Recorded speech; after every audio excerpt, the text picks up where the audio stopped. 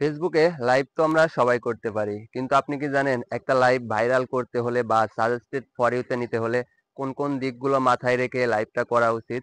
মূলত আজকের এই ভিডিওতে আপনাদের গুরুত্বপূর্ণ একটা টিপস দেওয়ার চেষ্টা করব যে লাইভ ভিডিওগুলো ভাইরাল করতে বা সাজেস্টেড ফর ইউতে নিতে কোন কোন দিকগুলো মাথায় রেখে লাইভ করা উচিত। আশা করি সবাই সম্পূর্ণ ভিডিওটা ধৈর্য সহকারে দেখবেন। তো চলুন আর কথা না বাড়িয়ে চলে যাচ্ছি মোবাইল স্ক্রিনে। ওয়েলকাম ব্যাক, চলে আসলাম মোবাইল স্ক্রিনে। প্রথমে আপনারা আপনাদের ফোন থেকে ফেসবুকের যে অফিসিয়াল অ্যাপটা আছে সেটা ওপেন করে নেবেন এবং আপনারা প্রতিনিয়ত যেভাবে লাইভটা করে থাকেন প্লাস আইকনে টাচ করে এখান থেকে লাইভ এই অপশনে একটি টাচ করবেন। টাচ করার পরে কিন্তু আপনারা এরকম একটি ইন্টারফেস পেয়ে যান। এখানে দেখতে পাচ্ছেন tap to add a description. অনেকেই আছেন লাইভ করার সময় কোনো ডিসক্রিপশন দেন না। যারা এই কাজটা করেন তাদেরকে বলবো অবশ্যই আপনারা লাইভ করার সময় একটা ডিসক্রিপশন দেওয়ার চেষ্টা করবেন। কেননা আপনার ডিসক্রিপশনটা দেখে কিন্তু অনেকে আপনার লাইভটাতে কমেন্ট করবে। অবশ্যই আপনারা ডিসক্রিপশনটা দিয়ে এখান থেকে যে ডান লেখাটা দেখতে পাচ্ছেন সেটার উপর একটি টাচ করে দিবেন।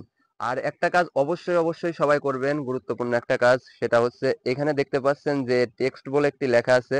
সিম্পলি এই টেক্সট লেখার উপর একটি টাচ করে দিবেন।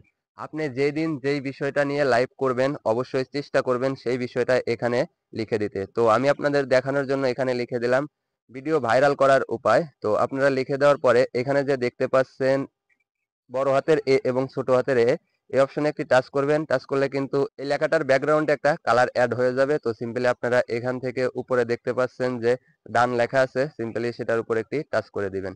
টাচ করার পরে এটা আপনারা একটু ছোট বড় করে নিতে পারবেন। তো আপনারা ছোট বড় করে আপনারা পজিশন মতো বসিয়ে নিবেন এবং এখানে দেখতে পাচ্ছেন সেভ, এই অপশনে একটি টাচ করবেন। টাচ করার পরে এখান থেকে শো নাও দেখতে পাচ্ছেন এই লেখার উপর একটি টাচ করে দিবেন।